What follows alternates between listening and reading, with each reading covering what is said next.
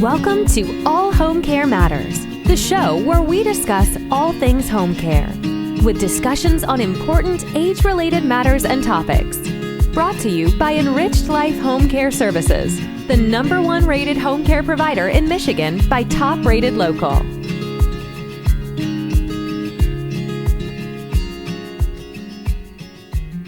Hello, and welcome back to All Home Care Matters. If this is your first time visiting us here at the show, we want to say thank you for taking time out to be with us today. We appreciate how valuable everyone's time is, and that's why we try and make each episode here at All Home Care Matters something that will hopefully matter to you. Today, we are honored to welcome back a good friend of the show, Tim England, Dementia Champion, and the host of the new podcast, Dementia Demystified. Tim, you've been on the show a few times now. Always good to see you, but you have some exciting news today. Let's start off with talking about your new podcast, Dementia Demystified. Oh, well, thank you, Lance, and thank you for the opportunity to contribute to your show yet again. I think this is, number 5 or 6 in the last probably 3 years? Yeah, I believe so. Yeah. So it's been always exciting, and I'm so pleased on the success that you're having with the groundbreaking work that you and your team are doing. It's just phenomenal. You know what you started off doing, a weird idea 4 years ago. Now look what you've created. So kudos to you. Thank you. But yes, I've followed your footsteps and a few others, and gone down the path of being a podcaster. Which is, if someone asked me 12 months ago, I would have gone, what? Really? How? Why? But now, the time is right. And it's all about similar to what you're doing, raising awareness, raising people's education levels on this particular subject and spreading those tentacles out, because you and I and so many know dementia is just an insidious thing. It spreads right through our community at all levels. And one of the greatest things that we can offer is to raise that level of awareness that will help destigmatize and demystify the whole thing so people will talk about it. So, I decided to go down this path, thinking like a lot of people do, do a podcast. That's easy. You get a microphone, record, and then you send it out there. No, it's a little bit more than that, don't you know? So yes, I know. It's been a very interesting, probably 6 months, getting all this together. You do recording, then you go, nah, that didn't work, try again. The subject matter has not been the difficult part. You know my background with education. I've got lots of topics to talk about. I guess the key was how to go about it and what to put in it. And I learned very quickly that keep the shows short and sweet, 5-10 minutes long each.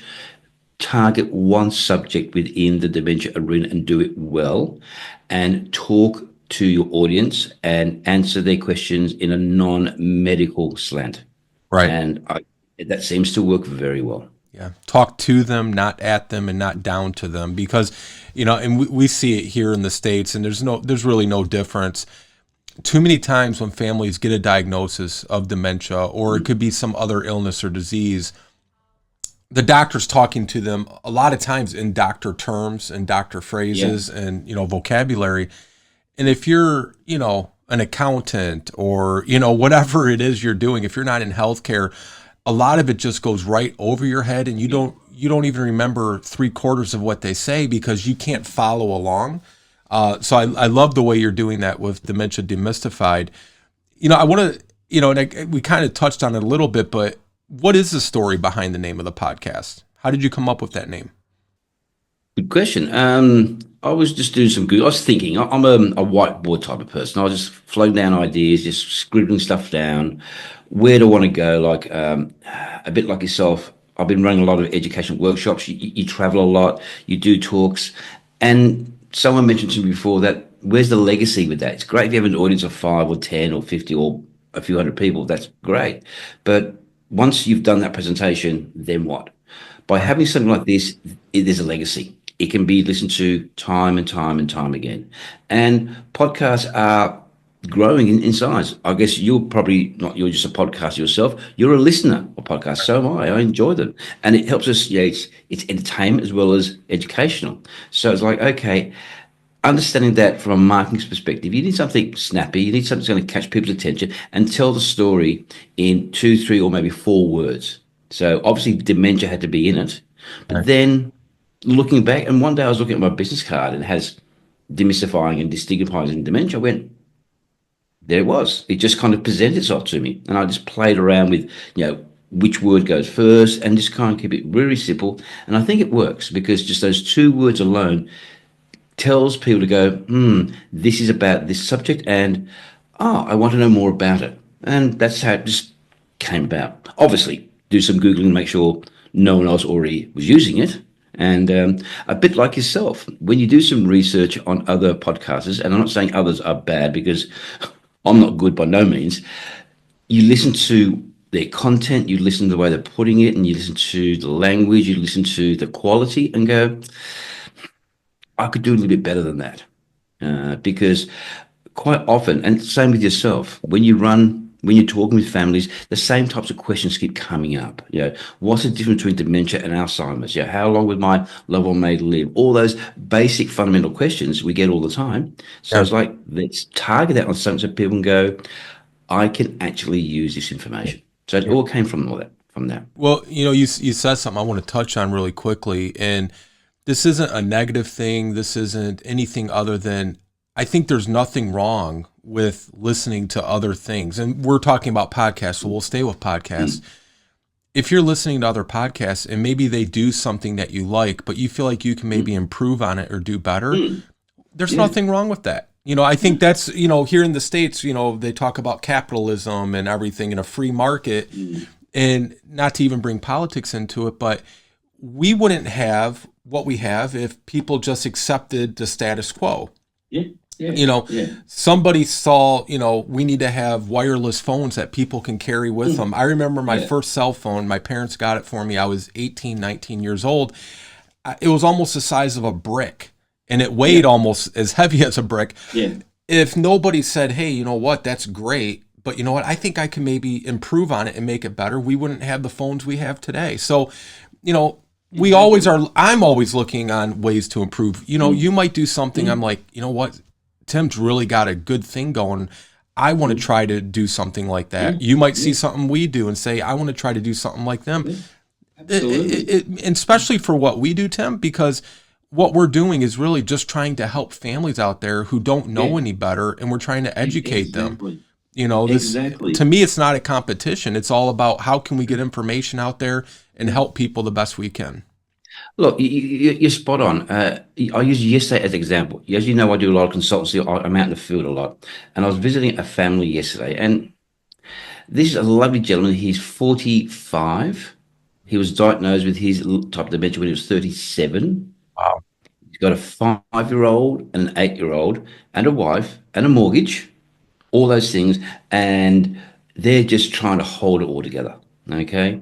And one of the things I was out there with them yesterday, just really listening to them, not talking, but just listening, finding out what's going on. And, I let them know that, you've got a safety net. We can't fix all these things, but now you've got someone and a group of people who are going to be around there to help pick you up and take some of the sharp edges off this. And that's what we do. It's education, it's awareness, and it's also giving them comfort and hope and also dignity. I was helping him organise that. He wants, I want to do an exercise program. I said, yes, you can. But no one will listen to me. Don't worry. I know some exercise physios who will come out to your home and run some programs with you. And that way he has control. He can make choices, and he feels that he has some dignity and control over what's happening with him. He's not along for the ride. He's actually making choices. And that's a big part of what we do. We encourage people and we empower people. And I agree with what you're saying. We stand on the shoulders of giants as we develop things going forward. And then someone's going to come along and stand on our shoulders. And we're going to go, here you go. I'll give you a lift up. Because if you can do what we've done and go one step further, absolutely. Isn't that the base of scientific research anyway? Think of all the advancements they're doing just in this area of dementia research. They're building on the work, the successes, and also some of the failures of others before them. Right. And that's how we as a human race progress. Yeah, absolutely. We were talking a lot about, Dementia Demystified and the new podcast, which, listeners can get at Buzzsprout. It's on your website, which is dementiachampion.com. iTunes, Spotify, Right. the Dementia Champion website. It's everywhere. It's But out there. so that's been a big undertaking, a big project. I know I kind of gave you a hard time because I hadn't heard from you in a while, and one of our mutual friends hadn't heard from you, and everybody's wondering Yes. where is Tim? Yes, you've fallen off the planet. Yes. But for a good cause. You're building Yeah. this great podcast to just further get information out for people. Are there any other new projects that you've been working on that you want to share?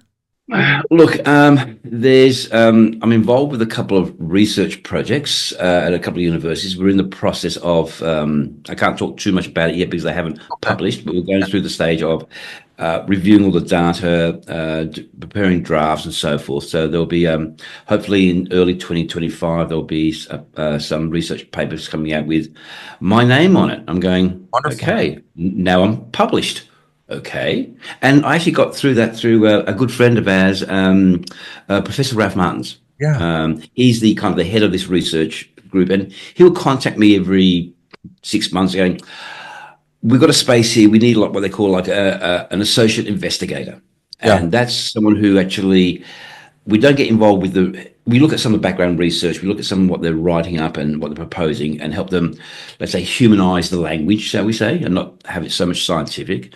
But also we help review a lot of the material they're putting together to help de-scientize it to some degree. And so we just there's 2 or 3 of us on each project, and we just look at, like, we put a consumer eye across the work to see how it could be perceived. It's still scientific, but we just try to just make it a little bit more mainstream, especially if these are going to be free publications, open house publications. So that's always. And I know you can't say too much. Professor Ralph Martins is an international researcher for dementia and Alzheimer's, a lot in the pharmaceutical side too, correct? Yeah, absolutely. These free publications, I know we might have to have you back on, and maybe we can get Professor Martins on as well. When they are released, they're free, but where are they going to be free through? Like what organization? Well, a lot of the very prestigious research magazines like The Lancet, for example. Okay. So this is international. It's not exclusive, like UK. Yeah. Okay. Yeah. Wonderful. And look, there's a big move behind the publication side to get them from behind these paywalls or going through a university, because especially with this type, it's like the research that Livingston did over the last 5 years with identifying the modifiable risk factors for dementia. Okay, they released their work in 2017 and then remodified it in 2020, and now recently again in 2023 and 2024. And that's a mega analysis, systematic reviews of all the papers from around the world. And they've really identified now 14 modifiable risk factors. Originally, they identified 9 and then it went to 12, and that's 14.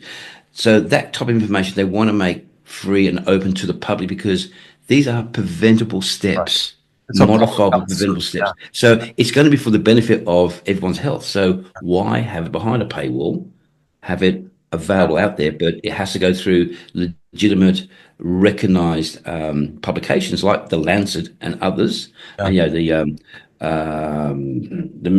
New England Journal of all of those big ones. So it's got that credibility, and it gets a much bigger coverage out there for this very important information. Okay. Well, and hopefully they get in every doctor's office waiting room too.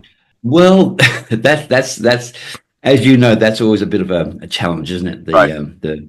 And look, I've spoken to some of our colleagues like Pete Hill in the UK, and they have the same challenges that you have, I have, all of us have globally, getting that information through the doctor's office and in the hands of people who need it in a usable way, usable material. And it's I don't know why it is, but with you and I've talked about this.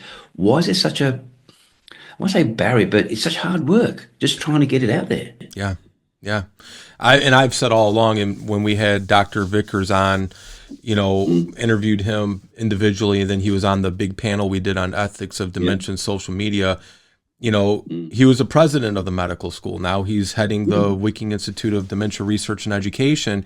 My big question to him, coming from the Australian viewpoint, and because the system's a little bit different, why aren't doctors in medical school getting this education and awareness while they're learning? Because then they take what they learn and then they apply it when they're seeing real life patients to help support them and help to educate them.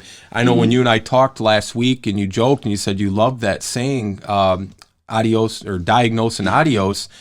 Yeah. That it's so true though, right? And that's why you're doing what you do, we do what we do, Pete's doing what he does, because they're not getting the information at the root of the problem. Yeah. And look, it's interesting. I've got a bit of a dodgy knee at the moment. I'm seeing a physiotherapist for the last couple of months. That's another reason I've been offline for a while. And this is a very senior guy, very knowledgeable, very skilled. And while I was there going through the physiotherapy yesterday, he asked the simple question. He goes, "So tell me, Tim, what's the difference between Alzheimer's and dementia?" And I'm going, hang on, here's a guy with advanced degrees, masters in his particular field, and he didn't understand the difference. And I went, and I didn't chastise him. I went, okay, that's a really interesting question. I get that a lot. And then once I explained to him, the umbrella term, yada, yada, yada, he went, got it. And that was, I'm just thinking where he works, and I was looking at his waiting room, probably 90% of his clientele are over the age of 65. Okay, and they fall in demographics. There's a higher level of mild cognitive impairment or other deficiencies, and he just didn't. No one's taught him the link between the two. And I just thought, how sad is that? And if we can help, and I know I walked out of his surgery yesterday, and him going, now I understand. Good, I've done my job. Yeah, one of the ones that bugs me the absolute most. I was asked to speak at a conference a couple weeks ago, and it was all about dementia and Alzheimer's. And one of the ladies there who was helping to facilitate it, and I won't name names, it's not even online, so people can't even watch it because it was just a private conference. She was talking about Alzheimer's and dementia, and this woman said, well, you can have Alzheimer's, but it doesn't mean you have dementia. And I did not correct her because it was at the end, and it wasn't my place to do so. But that one is the one that upsets me. Not upsets me, but it really just, it's like chalk, fingernails on a chalkboard.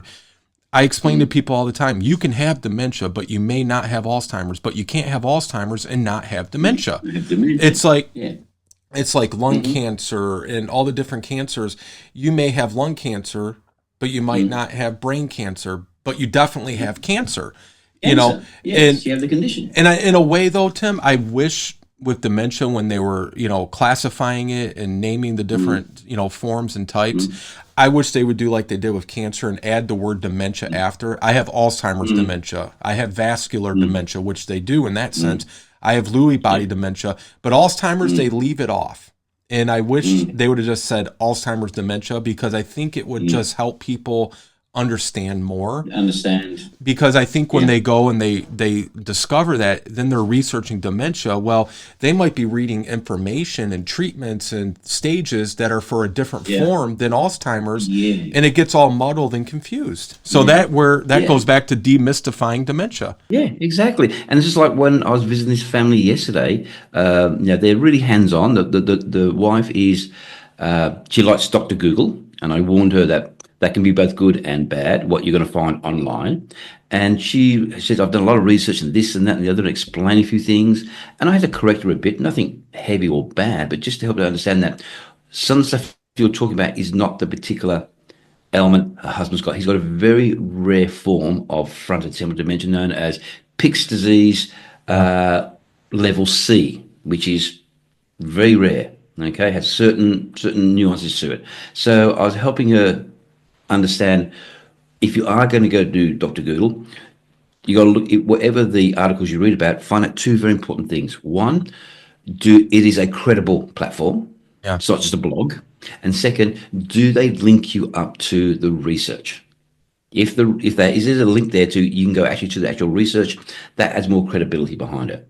But if it's just a story or a news post or a clickbait news article, and they're not listing or sending you to either naming the research or the organization or the people behind it, and they don't give you a link to the research, maybe you want to put that information to one side.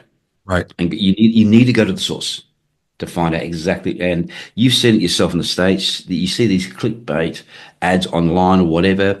You go in there, start reading, and you realize it's nothing to do with what the title was, but it got you in there. Yeah. And it's okay for people like you or I've got a lot of experience and education in this area. But for those who are dealing with, I've just got this diagnosis, or my wife has just got this diagnosis, where do I go and look for information? And go to the internet. And you just type it in and you get a plethora of stuff. And then you got to start filtering through what's good, bad, and indifferent. Yeah. And that adds to the confusion as well. Very much so. We were talking about your upcoming project, but let's talk a little bit more about you specifically. What's something that viewers or listeners may not know about you that might surprise them and maybe surprise me too? Okay. Something in the States. You have a place in Utah called Angel's Landing. It's a walk. Okay. Google it. Angel's Landing. I had the opportunity some years ago when I was visiting the States to this walk. And it's one of the most incredible walks you can ever do. And it's steep, it's rocky. It's actually got stainless steel chains hanging off the pathway to drag yourself up. There's no barriers, there's no nothing. It's an incredible thing. I enjoy, and my wife, we enjoy these types of walks. We enjoy when we go somewhere to push the envelopes that little bit further, because you don't know if I'll ever be here again. Okay, it's great to say, we'll do that walk, or we'll do that adventure next time. There may not be a next time. Okay, so that's one thing about me. Another one is I'm a keen amateur photographer. That's one of the things that allows me to debunk the brain. You can imagine we're so intense in what we do sometimes. Sometimes you've got to pull yourself out. I do it with photography. Give me a camera, give me my backyard, give me a macro lens, let me walk around, try and find bugs. I just love that type of thing. It just allows me just to escape. And also, I've been to the Antarctic. Yeah, in fact, okay, this is one for you. My wife and I, she was my girlfriend then, we're the only couple ever to propose marriage in the Antarctic. Is that right?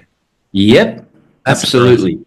Yes, we were below the Antarctic Circle. We'd been on a research vessel. Had landed. We were on the Antarctic Peninsula, and I found it from the captain, this is the most south we're going to go. So I thought, we're here. I've got on the beach. I thought I would propose to my then girlfriend. It's -5 degrees. The wind's blowing. She doesn't answer me. She begins to cry. So she's wearing sunglasses. So as she starts to cry, the tears start to freeze. So now her sunglasses are stuck to her head, and then they start to fog up. And it's like, okay, and you're trying to pull them off. You can't. Okay, so we've got to walk it down the beach as he's blind, climb into this Zodiac boat, go back out to the main ship through all the sea, bouncing along, climb this ladder blind, get her on board, ice melts, take the glasses off, and I just go, well, what's your answer? And she said yes. Oh, that's incredible. I think Antarctica is the only continent where there's not a McDonald's. That's a fun fact.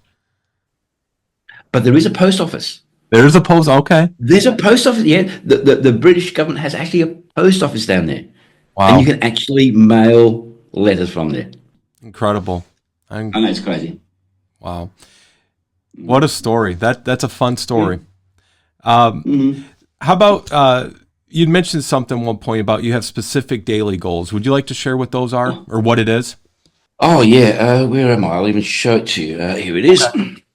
I hope you can see this. This is one of my cards. No. There you go. All right. Okay. That's one of my books. Okay. Okay. And I have this saying, I came up with it a long time ago, and I'll read it out to you. It just says, daily goal, do 3 things each day that will improve the quality of life for people with dementia and their family caregivers. And that's it.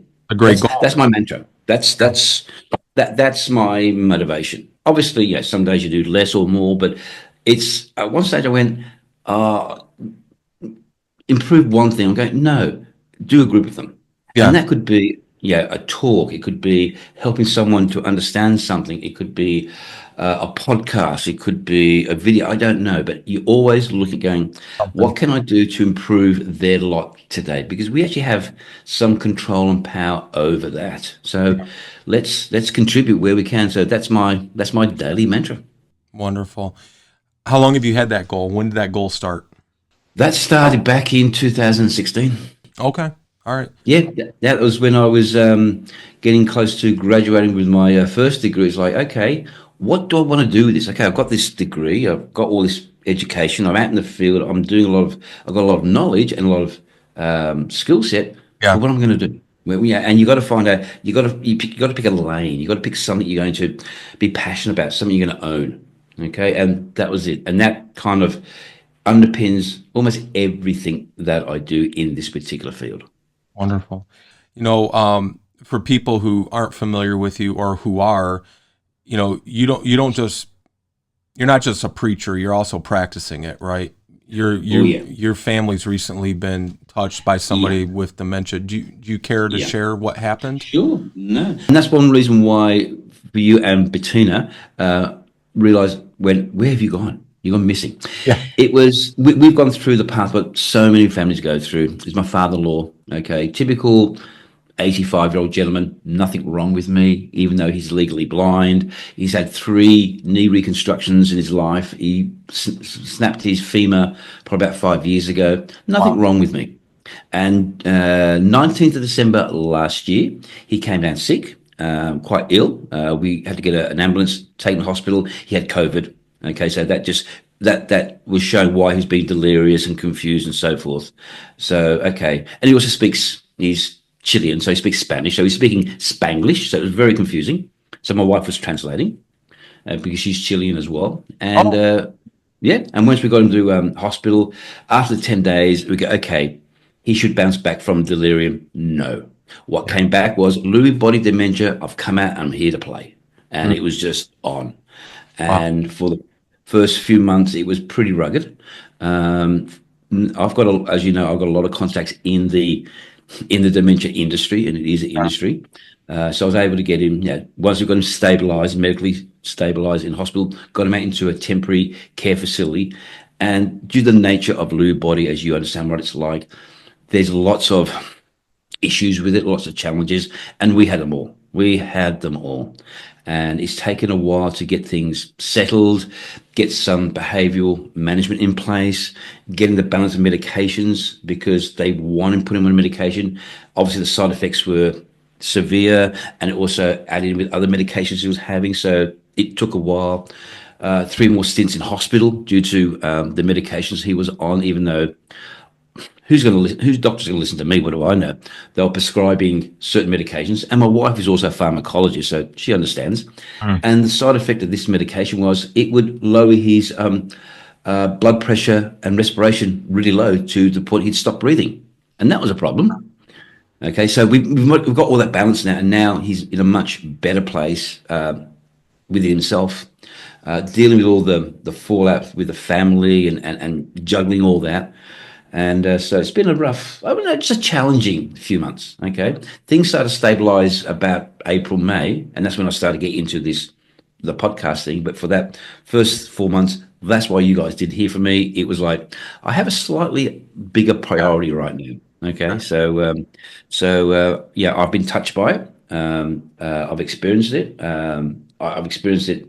It's an interesting position because I'm not just seeing it from a family perspective. And also, I'm supporting my darling wife, who I love dearly, my mother-in-law that I love dearly, my father-in-law, who he can be a bit crazy, but I love him dearly. But also, I've got this external knowledge coming in as well. So it's when I'm asked some questions by the other parts of the family, as in, what's this? It's like, am I wearing the son-in-law hat? Am I wearing the dementia expert hat? And how am I answering that in a way that they are knowledgeable but not frightened at the same time? So it's been an interesting ride. Yeah, I can't even imagine. Sometimes it's almost like you almost want to be more ignorant to the situation than informed. Yeah. Because I'm sure a million things go through your head about that. Oh, Well, we keep you guys in our thoughts and prayers because it's a journey. Look, all in all, he's in a good place. Good. Of course, he still thinks there's nothing wrong with him, and that's going to happen. Is that denial? Is that denial, Tim, or is it the illness? A bit of both. It's also a bit of his personality. His personality, he's quite stubborn, and he's always been in control, and now he's not in control. It's also part of the condition. There are quite a few hallucinations with this particular brand of dementia that he's got, and the fact that he's legally blind, that just adds another layer of complexity in it all. However, as I said, he's in a good place. He's got choice and control. He's got people around him who care and love for him. And we just was going through the process and making sure everyone is comfortable and happy. You know, that leads right into my next question, actually. And that was unintentional. Okay. So you and your wife, let's say you're not Tim England, Dementia Champion, and Masters in Dementia Education. You and your wife take your father-in-law to the doctor. Oh, yeah. You get the diagnosis. What do you hope people are advised for? What would you hope to be advised for who are just getting, right after that diagnosis is made? What should you be informed about? Oh, that's really good question, because in my in this current series of my podcast, I'm doing in series blocks. You know, series 1 has already come out. Series 2 is still running right now, and it's going to be a subject in towards the end of series 2, and it's going to be basically, these are 10 things I wish doctors would tell you. Okay, like at the point of diagnosis, or very early into that point. Yeah, and this is information I've got, or questions I've got from families going, they've gone through the journey, they've heard about all these kind of things. They go, you know what? I wish I was told this then, so I could actually prepare. And even though they most thought it was confronting, they said, I wish I knew that my loved one eventually is going to lose everything, that my loved one it's going to change their personality. I wish I was told that there's going to be sundowning. I wish I was told these things so we can be prepared and prepare for it and be ready for it. I guess to really answer your question, and it's hard at doctors' surgeries or doctors' clinics, they've only got you there for 10, 15 minutes giving you an information. And you really need to sit down for several hours with someone who's had diagnosis and walk them through it. And I just wish they could, even if they had within the doctor's surgery, a separate room, or like a separate nurse or someone, or counselor, or someone who could take them to one side and go, okay, let's spend some time now answering all your questions and slowly give you the information, instead of just being dumped. Here you are. Sorry, your wife has dementia. Take her home and get your affairs in order. I'll see you in 12 months. It's like, what? What are you talking about? So I just wish they could actually spend more time with the family, explaining in layman's terms what's going on. And if I was in that position, well, I actually was. Right. Some weeks ago, I was asked, because one of my clients I work with, he's under the control of a public guardian, so he doesn't have any family. So I, on behalf of the public guardian, attend the doctor's surgery consultations to be that,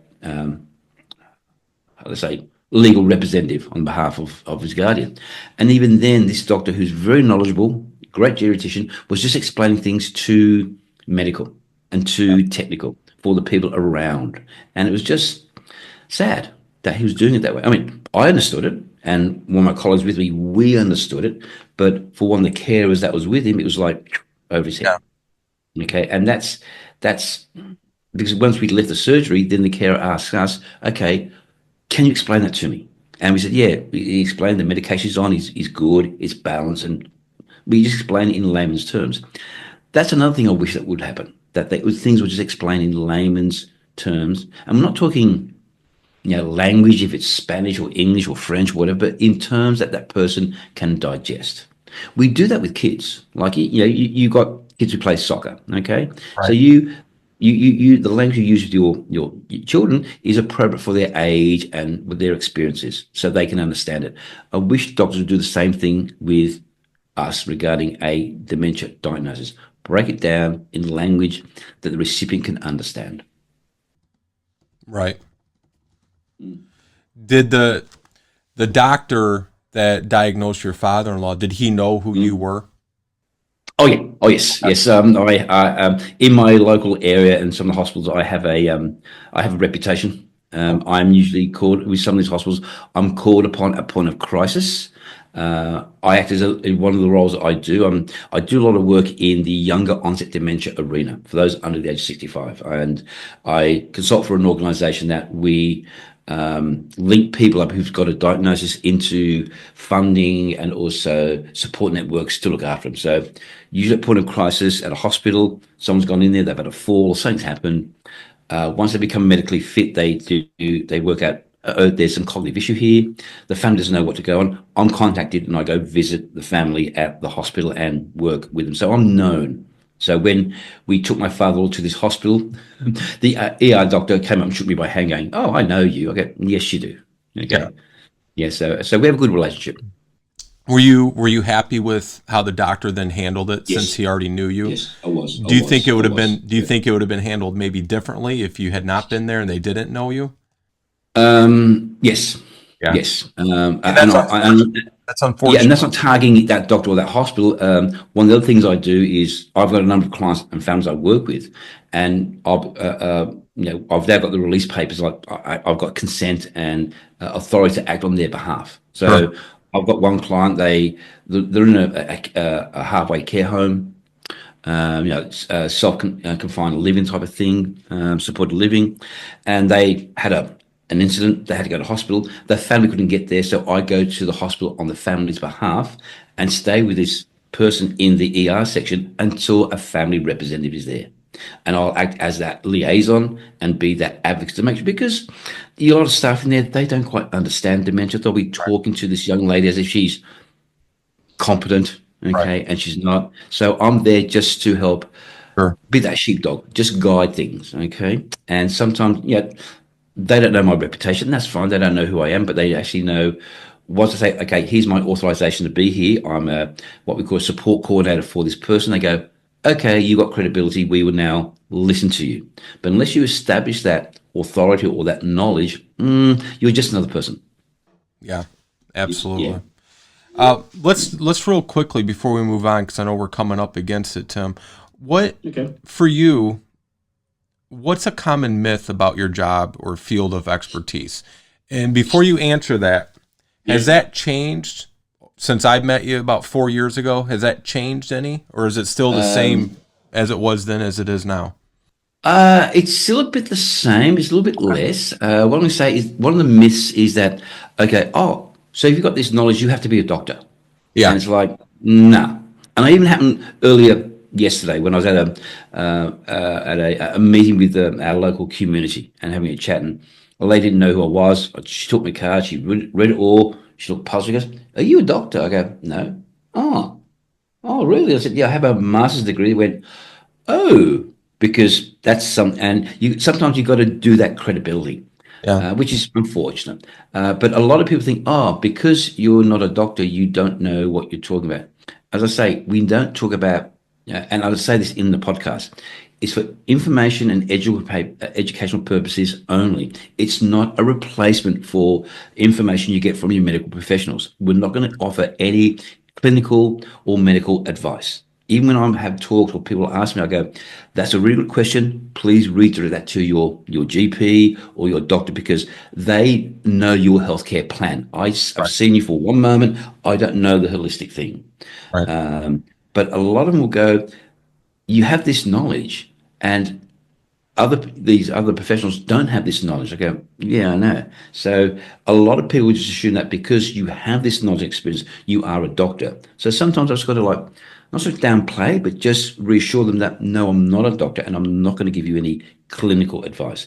But hey, regarding other kind of advice, like other kind of therapies that you can look at, absolutely, because that's all within. As also part of when our master's degree, you spoke with James Vickers, it's very specific. It's very we go into.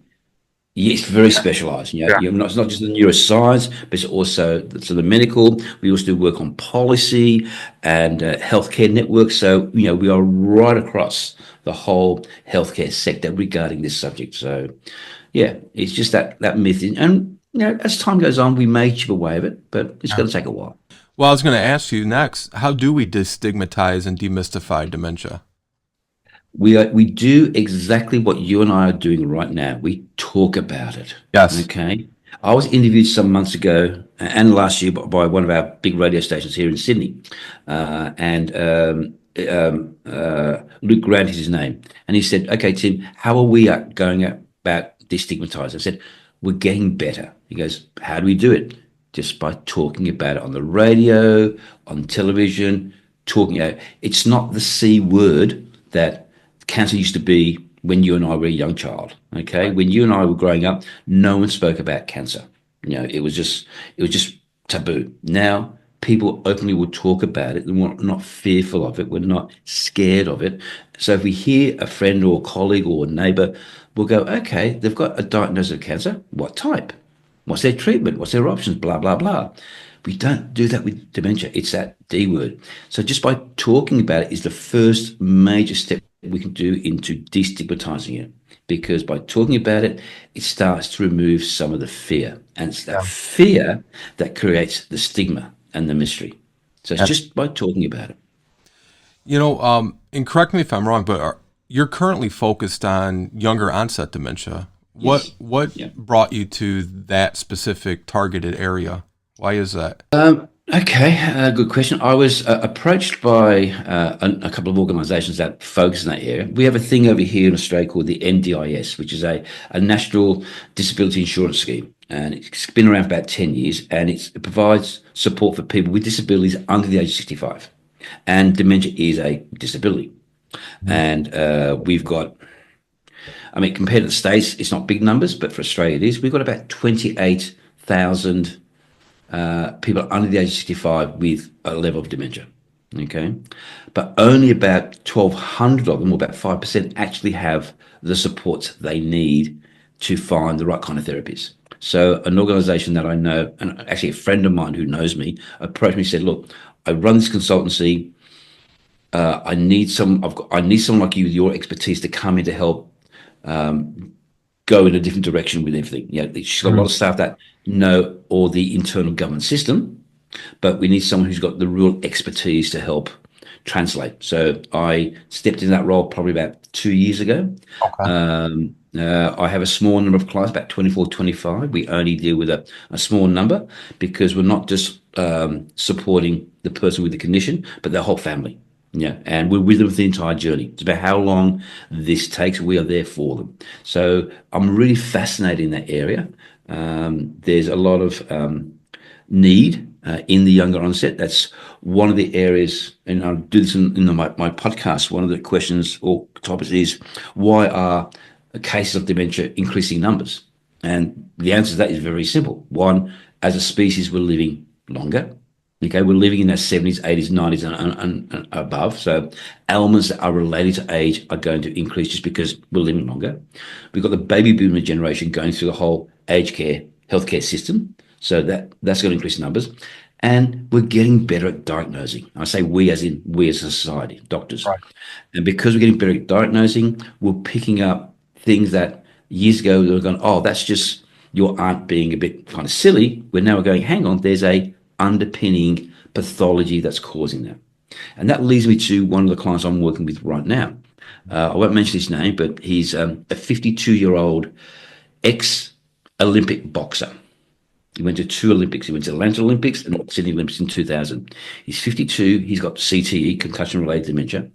And he spent about 18 months in jail because due to his personality change that happened with the dementia, there was a marriage breakup, there was AVOs, all these things in place. He didn't understand what an AVO was, so he broke into his house to see his kids. So he got arrested because he violated the order. They put him in jail and they diagnosed him with schizophrenia. So it's left him. 12 months later, they re-diagnosed him. Oh, you got frontotemporal dementia of CTE. Oh, we better get you out of the jail and get you into the hospital jail. Yeah. And that happened in December last year. And then the Justice Health System, who know me and my organisation with, approached us saying, how can you help us get him out of jail? He should not be in here.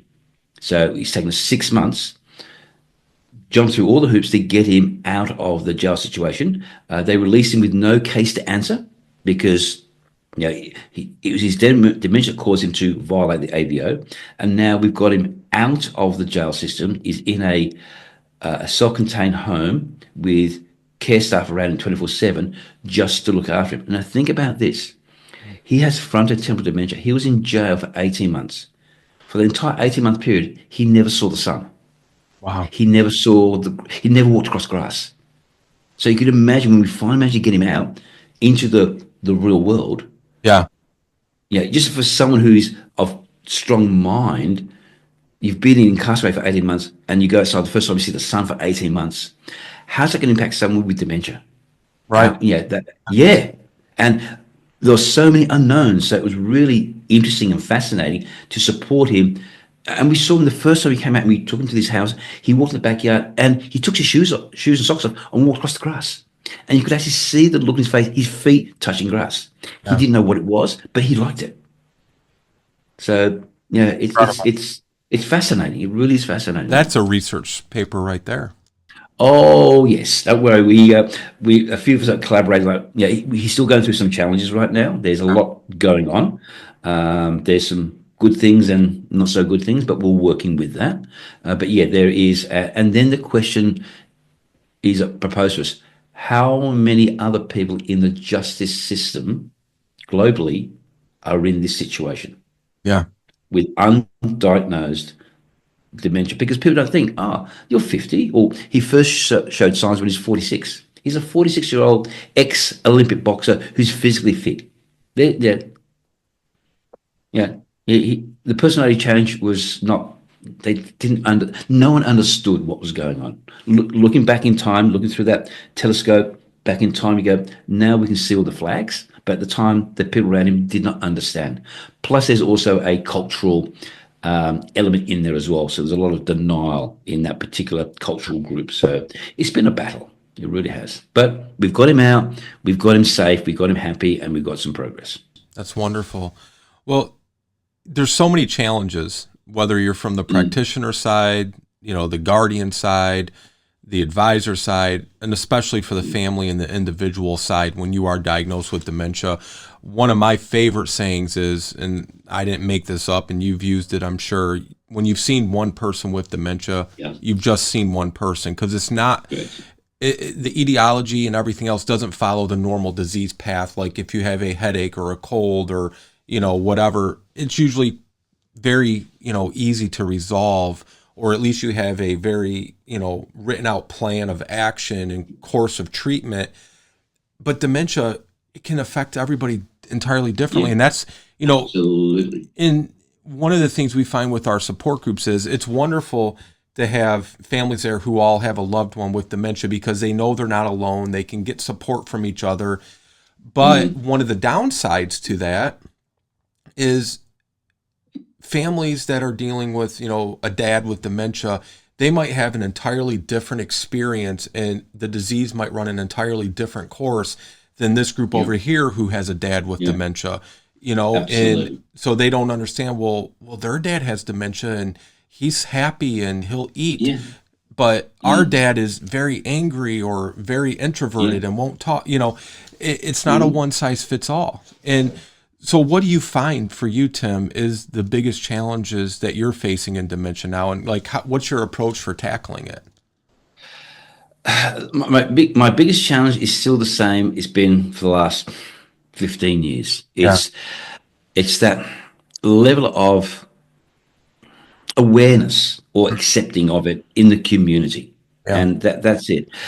Families, after a period of time, they learn to accept it and they get some education.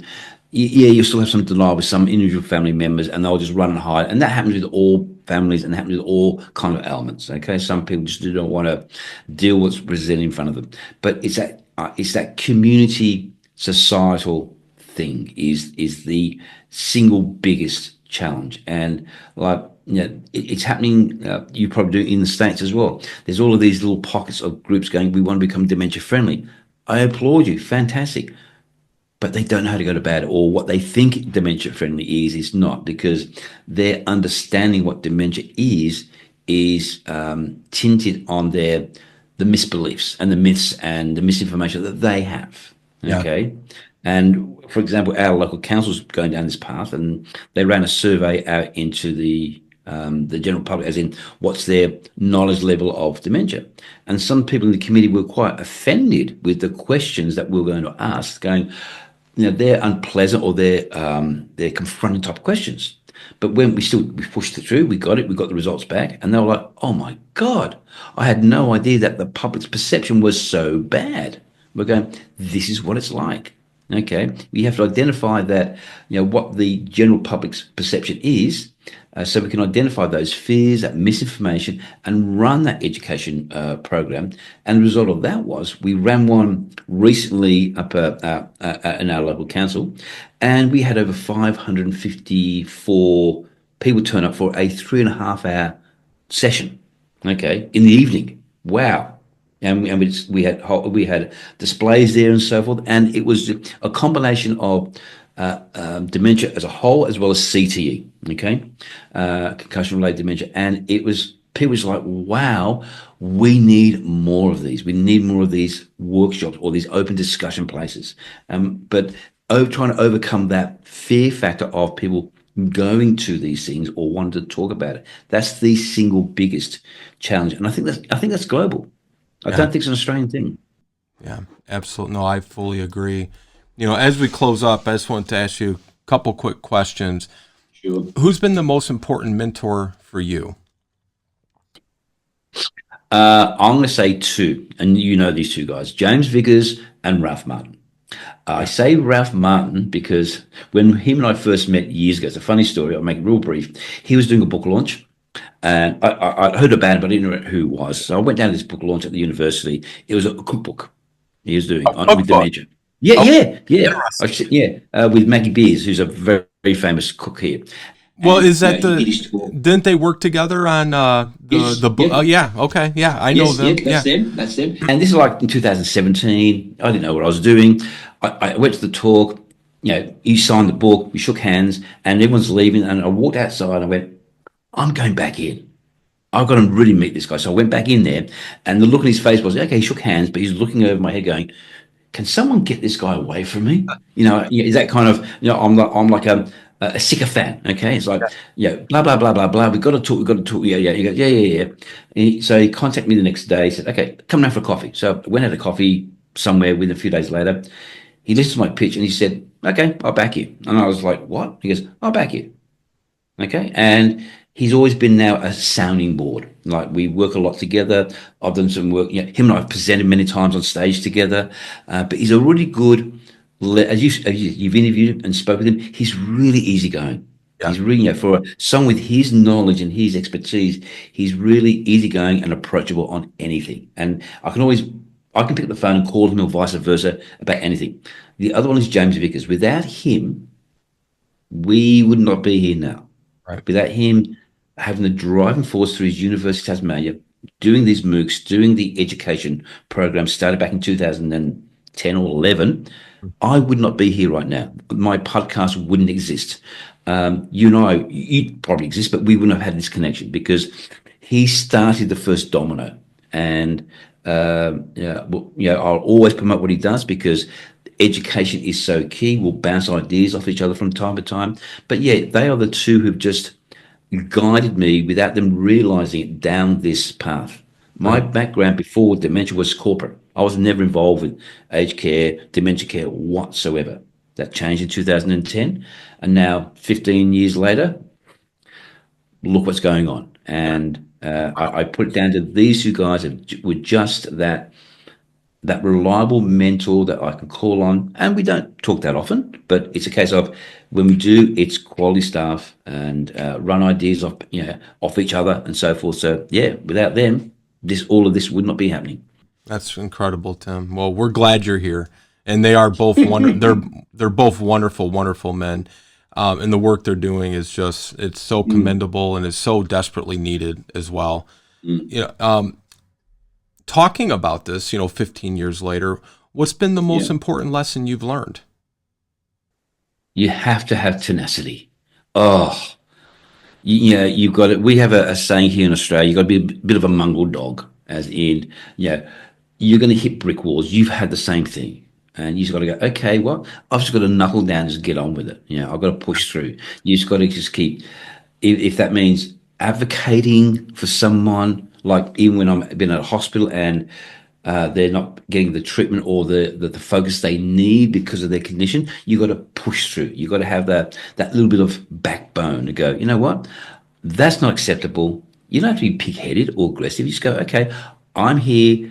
This person is vulnerable. They need someone to advocate on their behalf. You got to have the backbone and the grit to go, I'm now going to do this. And push through. So it's just that tenacity, just to go, and it's something like, you just got to just keep on going. And that has been the ribbon through all of this for the last 15 years. Yeah, that's wonderful. All right, final question, Tim. We talked about it at the beginning, but I want to get it in again at the end. Where can listeners and viewers find you at? Very simple. You can, people say you should not Google your own name. If anyone Googles Tim England Dementia, you'll find everything there. Okay. You can find me on YouTube, you can find me on iTunes, Spotify, Buzzsprout, or just Google Dementia Demystified Tim England, and it will take you to wherever you want to go. And your main website is dementiachampion.com? Dementiachampion.com is my main website, And will that also link to the podcast as well? Yes, yeah, right there. I've got all the entire series right there. Okay. Wonderful. So and just going forward, I'm doing this in blocks of series. It works out easier instead of trying to do. It comes out every week, but I don't do it every week because, as you know, there's a lot of back office post production that one has to do and research. And I'm very important, the stuff I talk about on it. I don't talk about my opinions or my ideas. I back everything up with research. Like when there's one podcast regarding the how long would my loved one be alive with dementia is probably the topic. I'm not relying on that. I pull up on the research papers right there, okay, who actually go through this. And so I'm quoting, I always fall back onto the research. I'll never use my opinion or my ideas. So that's a big part of what we do with each of these series. Is the average still 8 to 20 years? Okay, depends on what type of, let me just give you this. Mortality rates of Alzheimer's disease and non-Alzheimer's disease dementias, a systematic review and meta-analysis. So it actually breaks it down to all the different types of pathologies, and it also puts all the variables in there. Like, okay, we're not just looking at, other morbidities that can also impact it at the stage of the pathology when they are diagnosed, because there's a difference between time of diagnosis and time of symptom. And just, they'll give you a broad average, but also then again, some people can. There's a lot of factors. Oh, look, a lot of factors, and that's what I talk about in the podcast. That just because a person's got a diagnosis, you can also look at, okay, what's their current health? What's their medical? And the big one that I push is what kind of healthcare plan do they get involved with their doctor? Post diagnosis, they need to meet with their doctor, their GP, sit down and create a healthcare plan for them. Right. Okay, not just involving diet, exercise, socialization, so on and so forth. And this is the takeaway. If your doctor's not prepared to do that, that's great. Get another doctor. You need to work with a doctor who's going to say, okay, yes, you've got this diagnosis. It's not the end of the world. There are some challenges, but let's sit down and work out a healthcare plan for you. That is so important. Well, and find one that specializes hopefully in dementia too. Or even just sympathetic. Go, okay, I may not know everything, but I'm going to put you in contact with someone who can help you. Right, absolutely. All right, well, everybody, go follow, subscribe, and listen to Dementia Demystified by Tim England, Dementia Champion. Tim, always a great pleasure to see you, my friend. Always a pleasure, Lance. You know me, I'm always approachable. Anytime you need any help, just let me know. Yes, sir. Have a great day. Okay, you too. Bye. Thank you for joining us today here at All Home Care Matters. All Home Care Matters is here to help families as they navigate these long-term care issues. We invite you to visit us at allhomecarematters.com, where there's a private, secure, fillable form where you can give us feedback, show ideas, or if you have questions. Every form is read and responded to. And remember, you can listen to the show on any of your favorite podcast streaming platforms or watch the show on our official YouTube channel. Just make sure that you hit that subscribe button so that you never miss an episode. We'd also like to say thank you again to Dementia Champion, Tim England. Thank you, and we look forward to seeing you here again at All Home Care Matters. Thank you for joining us today. We look forward to you joining us again on another episode of All Home Care Matters. To learn more about the show and to connect with us, visit us at allhomecarematters.com.